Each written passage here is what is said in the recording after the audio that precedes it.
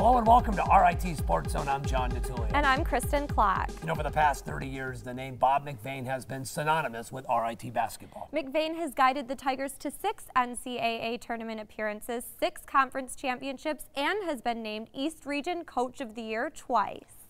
In February, McVean rewrote the record books, becoming just the 32nd Division III coach to reach the 500 club. SportsZone's Scott Ozarski has the details.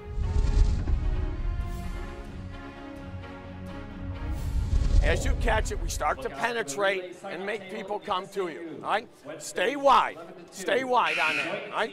So what motivated you to get into coaching? Well, as a three-sport athlete in high school, came from a small school just west of here, Pavilion.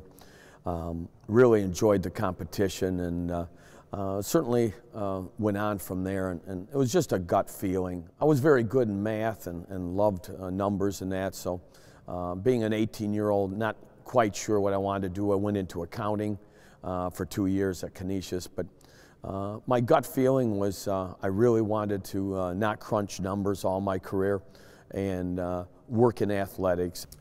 Why RIT? RIT, after coaching at the college level as an assistant, and just felt RIT was a great fit for me. I basically came from a blue-collar family, and I felt RIT and the type of student athlete and student that is here, very much career orientated, very focused, very disciplined, and they have to be disciplined to be a student here at RIT. It was a very good fit for me. Coach McVean, it's such a privilege to hand you this commemorative basketball in recognition of your 500th win. It's been mentioned that only about 32 coaches have ever done that in Division III. And I think 600 would be a good number, too. So let's keep up the good tradition. Congratulations. So when that final buzzer sounded, sealing your 500th win, what went through your head?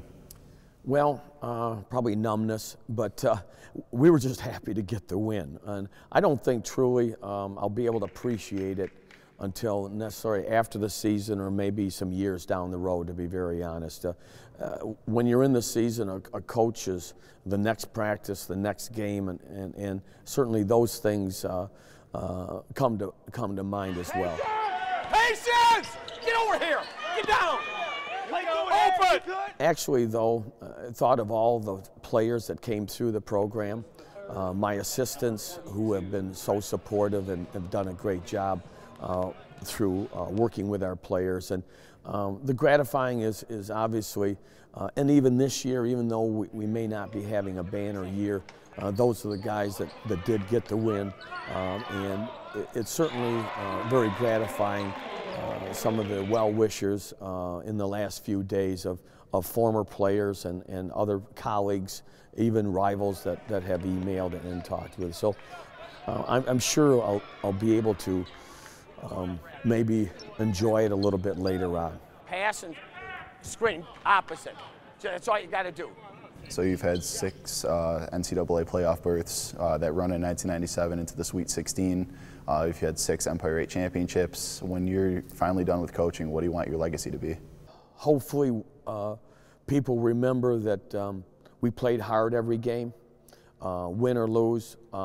We taught values of what hard work and good ethics bring to it, and that carries over into your lifetime, being good citizens, family men, husbands, fathers, and that whether we've won as many championships as others sometimes is irrelevant. But those other things are basically what we're here for. So after 500 career victories and 35 years of coaching, any plans to retire? Well, I think if the motivation was the 500 victories, then retirement would be on the horizon because you've accomplished that. But that's never been the overall goal. So I plan on continuing, knock on wood health-wise, and I believe I'll know when it's time. All set. Let's go. Let's go. Let's go. 1, 2, 3. All right.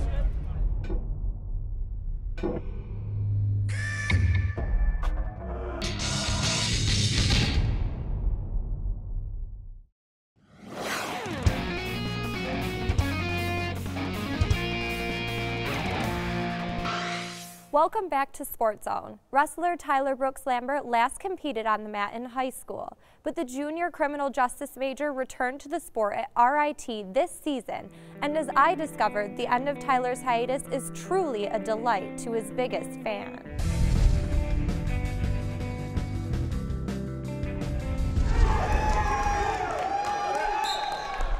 Was there a time when you realized that Tyler had potential as a wrestler? The night he was born.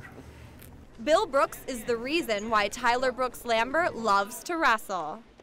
Did your grandpa have anything to do with why you got into wrestling? Yeah, when I was little, he was coaching and I was always around wrestling, and he brought me to my first practice. From the time he was 5 years old, we were together. Went to the weight room 3 mornings a week, 6 o'clock in the morning, every morning into the weight room, into the wrestling room in the afternoon. You know, with him as much as I could. Why did you decide to wrestle? I was always into sports and always liked it, and as soon as my first match, I just liked being out there by myself and being able to win, and everything I did contributed to the win. There wasn't a team around or anybody else to rely on. Tyler was a 3-sport athlete through high school, but when he moved on to college, he decided to focus solely on lacrosse. I thought one sport was plenty. Give him a chance to concentrate, and he'd been a 3-sport athlete all the way through high school. Never had an off season. All summer long in the weight room, all winter long in the weight room. So I thought the break would do him some good, and I think it did. Tyler transferred to RIT last spring, and it didn't take long for him to rediscover his desire to wrestle. I went to Alfred before I came here, and they didn't have a wrestling team, so it was kind of easier to stay away from it. But when I transferred here, I transferred in the spring last year, so I didn't see any matches. But then this year I went to one of the first matches and just made me miss it, and I knew I could still do it, so I wanted to get back into it.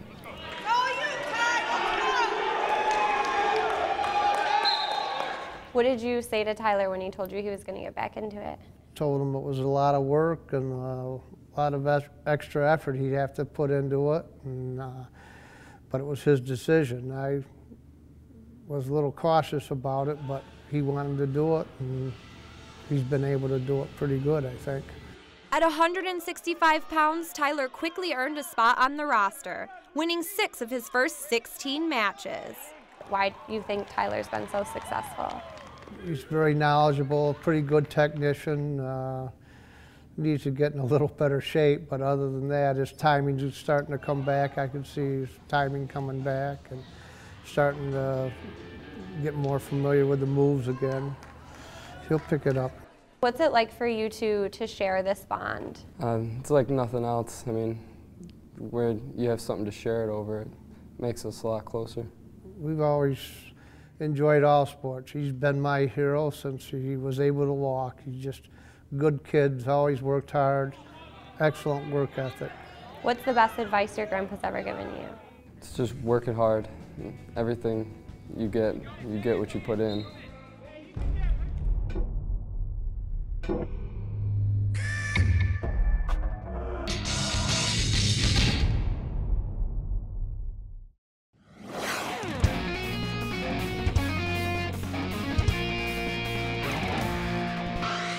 The RIT women's hockey team closed out the home portion of their regular season schedule against Penn State. The Tigers welcomed the Nittany Lions to RIT Arena for the first time. First period, RIT on the power play. Kim Schlottman with the first of her 2 goals on the day, and then hundreds of stuffed Tigers rained down on the ice, all part of the first Tiger Teddy Toss. All these stuffed Tigers collected were donated to the Golisano Children's Hospital at Strong. RIT went on to win the game 3-1. Game 2 of the weekend series featured 6 seniors playing their final home game at RIT, and senior Kim Schlottman got the Tigers on the board in the second as RIT tallied 3 goals in the period and went on to the 4-0 victory. Last season, the RIT women's hockey team raised over $26,000 for cancer research when they helped make the rink pink. As Emily Martin reports, the Lady Tigers took the ice in February in hopes of finding a cure for kids.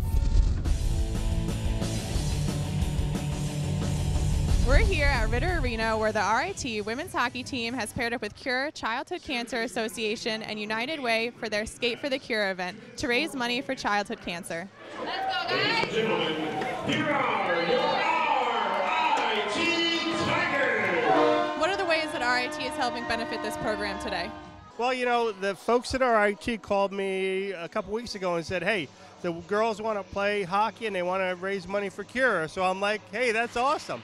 So they've actually picked us. They found us and they picked us, and we're honored that the RIT women's hockey team, you know, is so committed to not only, you know, the sport of hockey, but playing the game and helping kids that have cancer and helping in the community. One of the things that they're doing is they're having a jersey raffle. We're selling wristbands, Cure wristbands, and they're also going to do an autograph session with the girls so that you can buy a photograph, a team photo, and for $1 get an autograph. So that's pretty cool, you know, and for these folks to really take their time, not only before the game but after the game, to think about our kids is really amazing. Why do you find it important for the women to participate in such events like this? It's really good for the community. You know, we have great support with fans coming to the games and supporting us throughout the year.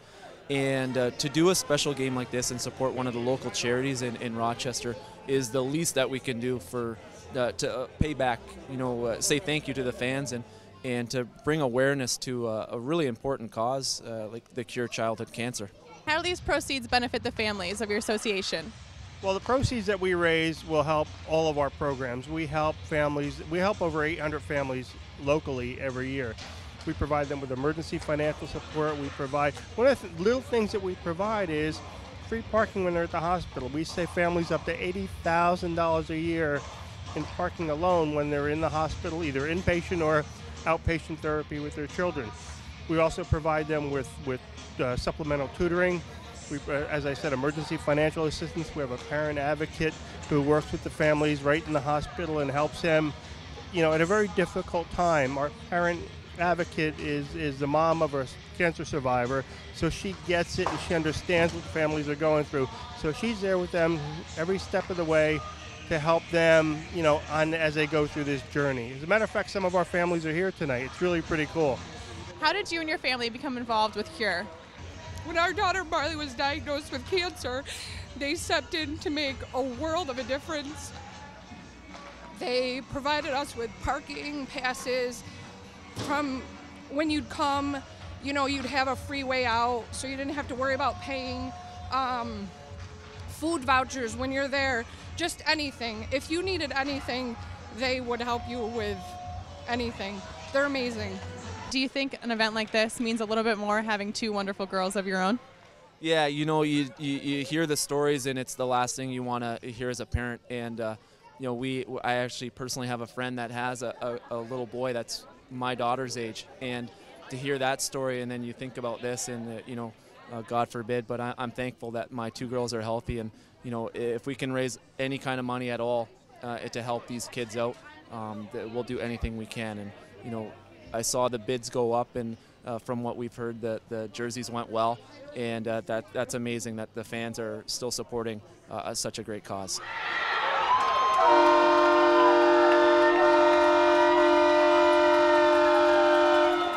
Why do you find it so important to continue to come to events like this? To let other people know that there's help out there and that amazing organizations like this make you feel okay when you're going through certain things in your life.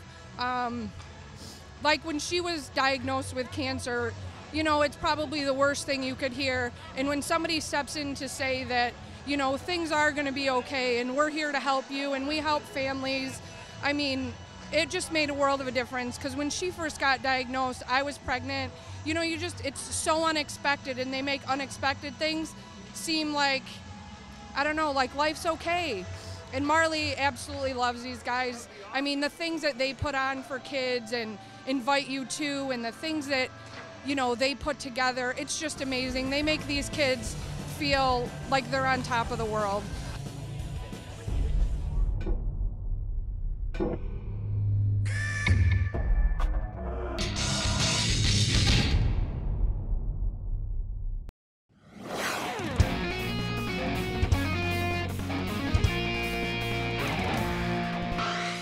Welcome back to SportsZone. He led the Tigers to the Frozen Four in 2010 and went on to play professionally in the AHL and ECHL. After hanging up his skates, he turned to coaching and is now in the process of helping build a brand new Division III men's hockey program across town.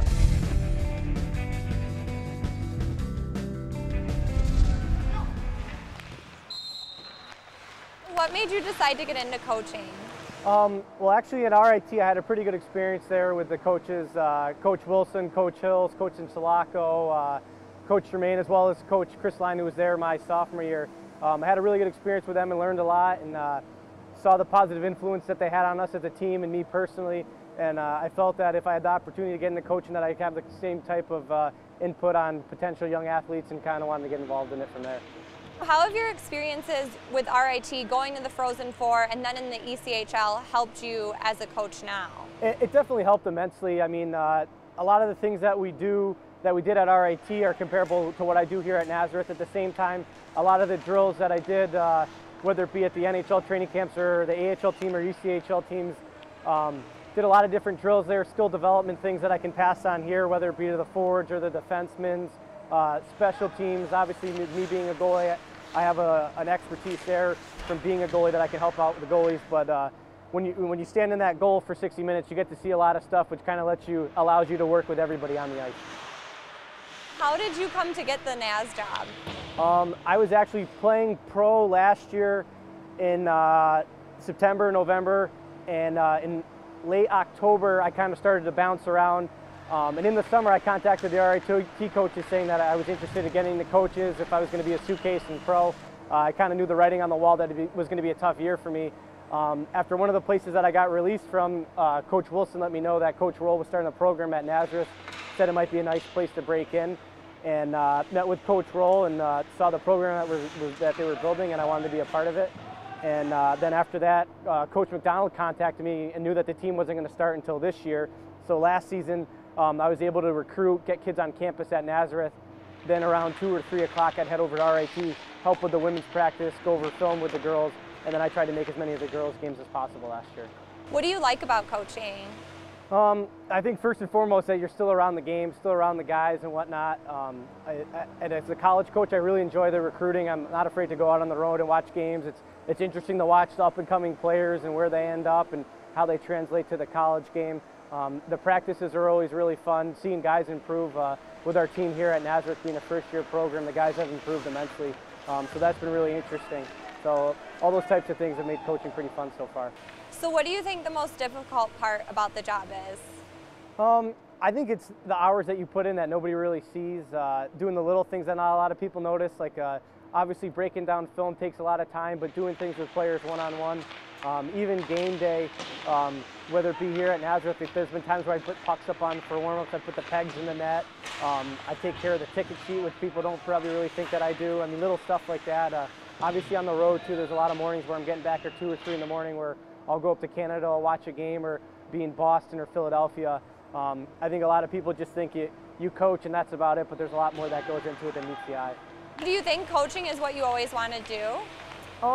Growing up, I don't think I thought about being a coach, but then around my sophomore, junior year at RIT, going into my senior year, I definitely thought it was something that I could do. I saw the hours that our coaches put in at RIT, and I knew all the hard work that they put in, and I knew if I want to be a successful coach, I have to put in those same type of hours, and I'm not really afraid to do that. As a player, I put in a lot of extra time, and I know as a coach to be successful, you have to put in that extra time. So it's not something that I dreamed of, but right now I'm completely happy doing this, and I can't think about doing anything else besides being a coach. While staying connected to SportsZone is now easier than ever thanks to the all-new RIT SportsZone app. Catch up on the games and episodes you've missed and discover so much more. It's a must-have for all Tiger fanatics, so download the RIT SportsZone app for your Android or Apple device today. Well, that does it for this edition of RIT SportsZone. Until next time, thanks for joining us in the zone.